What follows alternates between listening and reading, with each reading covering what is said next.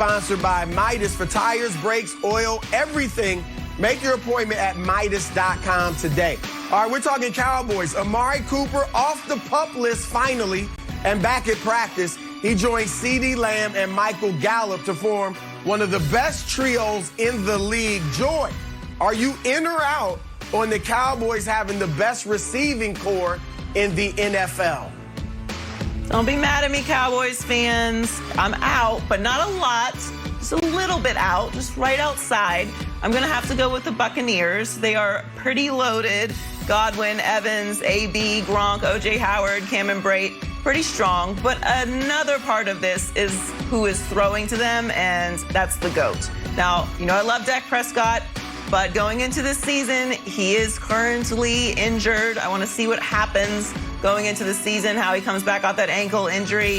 I think he's going to be great, but right now I've got to give the edge to the Tampa Bay Buccaneers. Pro Football Focus has them ranked #1, Dallas Cowboys 2, Kansas City Chiefs 3. I'm going to go with the Tampa Bay Buccaneers. Joy, I'm with you. I'm out on this. And like you said, I mean, Dallas, you can put them second, you can put them third. They're up there, but you got to go with Tampa Bay. You didn't even mention Gronk, Joy.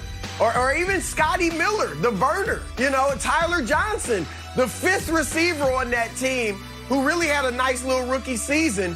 And even if Dak is healthy, he's not going to be Tom Brady, assuming Father Time doesn't put Brady in a chokehold. I'm looking for a big year from Antonio Brown. All right, we haven't heard any negative things about him. He seems to be on his best behavior. He's going to have a full season with the Buccaneers. And remember, he is playing to secure the bag at some point in the future. He left a lot of money on the table with all of that crazy behavior a few years ago. Now the bag is in his sights. I think AB is going to be fantastic, LeVar.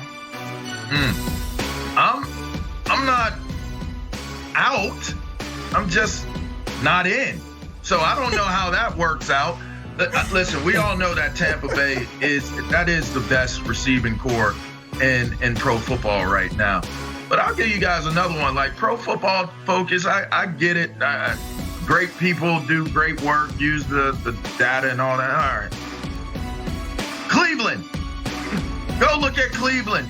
Talent-wise, I don't know that anybody has more talent on their roster at the receiver's position than Cleveland does. You get Odell back. You got Juice Landry on that team. You got Higgins. You got Rashard Higgins. You have a few guys. Donovan Peoples-Jones is on that team. Anthony Schwartz, watch for him because he's one of those guys. He can play. He's coming into his own. He's a burner. They have a ton of depth at that position. And listen, we're saying receivers. If I'm going to who's throwing the ball, of course we need to see, you know, Baker take that next step into, is he going to be that bona fide franchise quarterback? But don't sleep on the talent and the playmaking ability of what the Cleveland Browns have. Now, with that being said, when you look at this Dallas receiving core, I think that they are right there with the Cleveland Browns in terms of what their potential is and what they can get done. Amari Cooper has proven to be that guy, but he fights injuries at times. We still don't know what CeeDee Lamb is going to be. We know that he is a budding star in this league. He had a great year last year as a rookie, but we still have to wait and see what he is going to end up being. And then you got, obviously, who's my third receiver? What's the third receiver? I'm for Gallup. You got Gallup out there. And Gallup has been the Alvin Hartford to Amari Cooper being the Michael Irving of this receiving core. Sorry, Gallup, that I blanked on your name for 2 seconds. But yeah, I think that this is a really, really fine receiving core. And based off of potential, they should be in the conversation. But I still think we got to wait and see a little bit more in terms of if we're going to crown them best in the league. So that's why I'm not in, but I'm not all the way out either.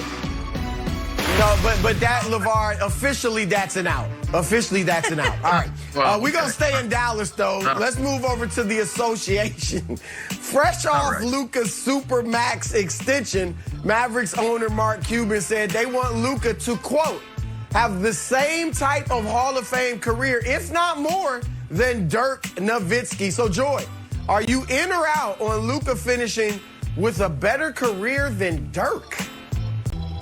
Yes, I'm in. Dirk has said that Luka is better than him already.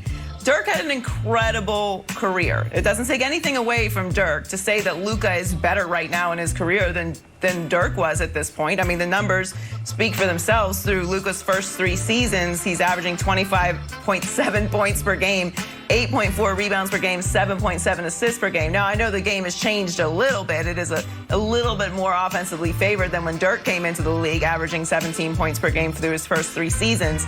But we know what Luka is. I mean, Luka is a budding superstar. If he's not a bona fide superstar already, I don't want to anoint him that without, getting through the playoffs a little bit more. I don't want to jump the gun too much, but he is getting $200 million for a reason. He's a star. We know what his European career accomplishments are, but he's already a 2-time NBA All-Star, 2-time All-NBA First Team, Rookie of the Year, NBA All-Rookie First Team.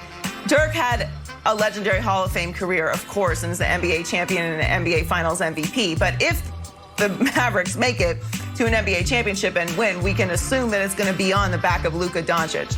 I think that he has the potential to definitely win a championship, if not multiple championships. He's on a Hall of Fame projection already. Don't think that's premature to say either. He's going to continue evolving in this game. Whether or not he's going to have the career that Dirk had rests solely at the feet of the Dallas Mavericks, because we know what Luka has the potential to do already and how his game is already improving. So this is really on the Mavericks if they want him to have a better career than Dirk Nowitzki. Yeah, I'm with you, Joy. I am so in on this. All right, Luka's the man, and this to take nothing away from Dirk. Dirk is one of the greatest players we've ever seen. Dirk will get some credit for changing the game, right? He was one of those first bigs, 7-footers to play out on the perimeter, and he has one of the greatest championships we can think of, right? He beat the Big 3 in Miami without a second star. Jason Kidd was old and a role player by that time. So Dirk had a fabulous career, but Luka's better. Luka is the elite of the elite. All right, and some of this is because back in the day, guys entered the league older, right?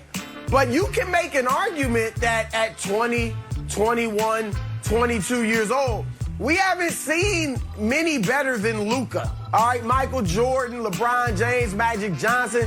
Luka's done a lot of what those guys have done. And you brought up his regular season stats, Joy. In the playoffs, it's 33 points, 10 assists, and 8 rebounds a game. And remember, all 13 of his playoff games have been against the Clippers. So he's put up those numbers against Kawhi Leonard and Paul George. This dude's the truth and still got room to grow. Got to improve as a free throw shooter. Got to improve as a three-point shooter. Once he does those things, watch out. Obviously, he's got to win a title in Dallas to have the career that Dirk does. If he is better individually but never wins a ring, you're probably going to give the edge to Dirk. But if he gets one ring, it's not going to be close. And I think he can get more rings, LeVar. So I'm totally in on Luka. I mean, listen, I hate to rain on the parade here and bring a bucket of water and pour it on y'all's fire for this Luka guy, but I am. Listen, all the potential is great, but I'm out, and for the simple fact that dope players can be dope players. That doesn't necessarily mean that they're going to have the better career. You know what I mean? Like it's great that he's accomplishing what he's accomplishing. It's great that he's got the type of stat line that he has. That's wonderful. And when you're Dirk Nowitzki, you can say he's better than me. You know why? Because you've already done it. I mean, I wasn't the greatest in the NFL, but I'll say this. I always say that the guys that wear 11 or play linebacker at Penn State are better than me. That doesn't mean anything. It doesn't carry any weight. It means that I believe in the guy, and he's a guy that I'm related to by our teams. And that means a lot to me in that regard. But it doesn't really mean that the guy's better than you because you said they're better. Like, to me, he has a whole lot to do, a whole lot to prove. And, Joy, you hit it on the head. It might have more to do with what others do rather than what he does. Because you could look at somebody and say, if they don't have the type of career, I'll take it to football, they don't have the type of career that Barry Sanders had. You're not going to sit there and put him in the greats of the greats if they don't win a championship.